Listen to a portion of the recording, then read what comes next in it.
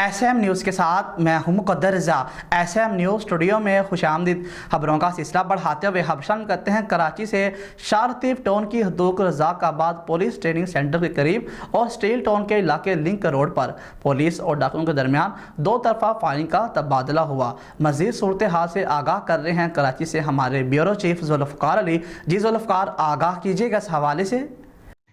جی بالکل، شارطیف ٹاؤن کے علاقے رزاق آباد پولیس ٹریننگ سینٹر کے قریب موٹر سائیکل سوار مسلح ملزمان شہری سے نقدی اور قیمتی سامان چھین کر فرار ہو رہے تھے کہ گشت پر مامور پولیس اہلکاروں سے مقابلہ ہوا، جس کے نتیجے میں ایک ملزم شدید زخمی حالت میں گرفتار کر لیا گیا۔ زخمی ملزم ہسپتال منتقلی کے دوران ہلاک ہو گیا۔ ملزم کے قبضے سے شہری سے چھینا گیا سامان اور غیر قانونی اسلحہ ملا ہے۔ تاحال ہلاک ہونے والے ملزم کی شناخت نہیں ہو سکی۔ دوسری جانب اسٹیل ٹاؤن کے علاقے لنک روڈ MDA پلاٹن کے قریب مسلح ملزمان شہریوں سے لوٹ مار میں مصروف تھے کہ پولیس موقع پر پہنچ گئی۔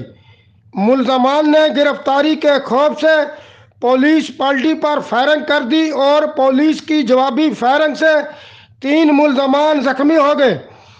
پولیس نے زخمی حالت میں ملزمان کو گرفتار کر کے فوری طور پر طبی امداد کے لیے ہسپتال منتقل کر دیا۔ جی بہت شکریہ ذوالفقار، تفصیلات سے آگاہ کرنے کے لیے۔ اب تک کے لیے اتنا ہی۔ مزید خبروں کے لیے دیکھتے رہیے ایس ایم نیوز۔